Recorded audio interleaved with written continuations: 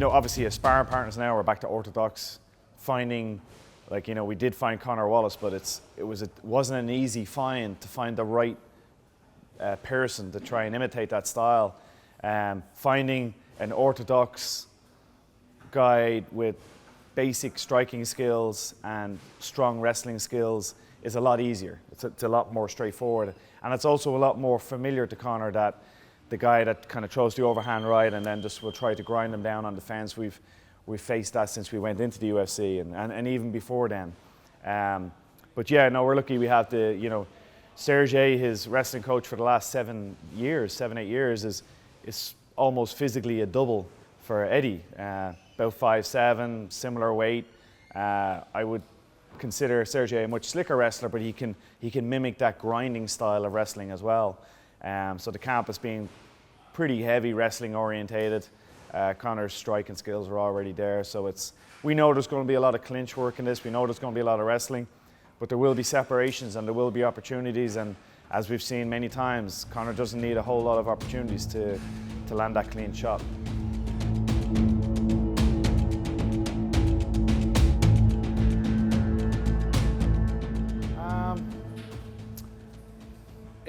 Not really. We didn't really we didn't have a huge training camp for Mendes.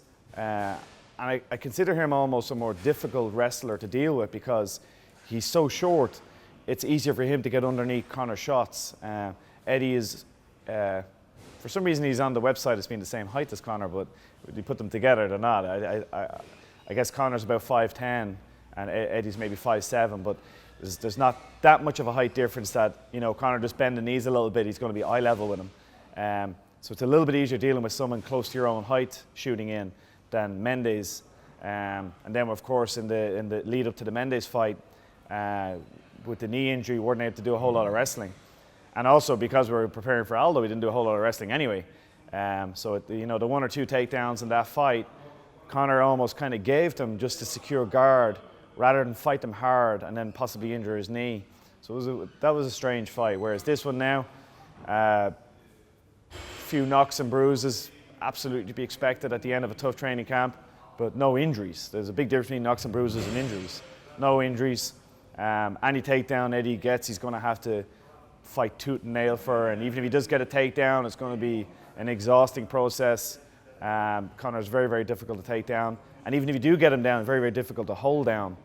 And then if you are holding him down, you're going to be eating big elbows, submission attempts. He's going to be talking in your, reminding him how tiring it's getting. Yeah, he's a tough guy for anyone.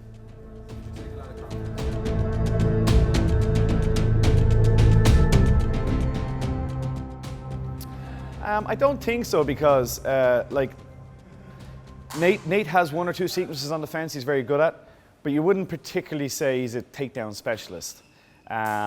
So what's given me the confidence is watching him in here with, like I say, Sergey and Nikolai, Cathal Pendred, and these guys that are incredible pressure on the fence and grind you down, and the likes of Sergey, how slick he is switching from singles to doubles, taking the back, and he can really flow takedowns together. That's what's given me the confidence of hours and hours and hours of me seeing him here doing that.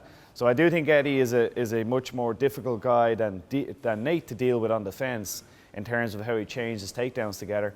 But I've also seen Conor in here with who I would consider higher level pure wrestling. So that's what's given us the confidence, the training.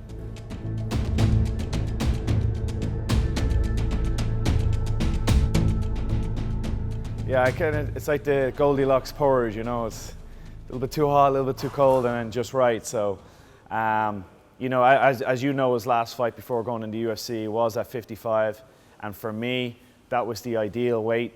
But I guess the fights that had influenced Sean Shelby's decision to reach out were the 45 fights, and Sean looks after the 45 and below division, so he nabbed him for 45, and then so we just rolled with it.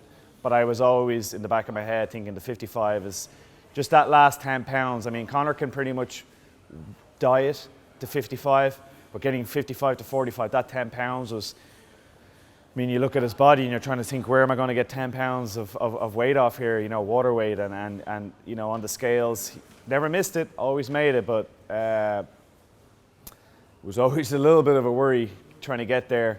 And now with George Lockhart on board, we're aiming not to do any real bats or anything like that. Just follow this diet. It's coming down the right way.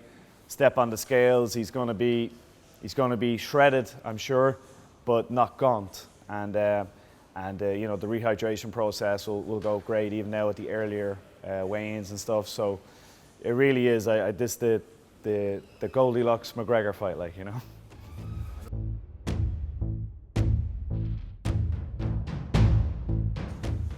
Yeah, it's incredible. Like in the days before this fight became a cert, like Conor was really on the fence about taking it or not, and we did have conversations where we were saying, let's just forget it, let them work it out between themselves, chill till Christmas, and then you know, we'll start 2017 again. But the one thing that we kept coming back to was history. You know, there's only ever one first. And this is the UFC's first event in New York, first major MMA event in the MSG, you know, the historic MSG, like you say, all those big Showtime fights I've watched there. First main event there, first time fighting for the second belt. I mean, there's so many firsts.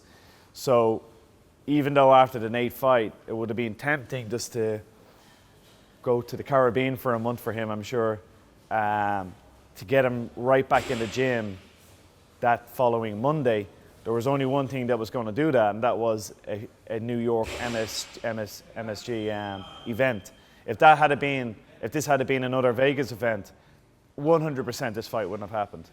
But it was that extra cherry on top, making history. You know, that a couple of decades time, you know, I sort of have a picture in my head of the coffee table book, and you know, you're flicking through this, and you're looking at this first Madison Square event. So if I'm being honest, I did give him a little extra shove in the back to accept the fight because of that.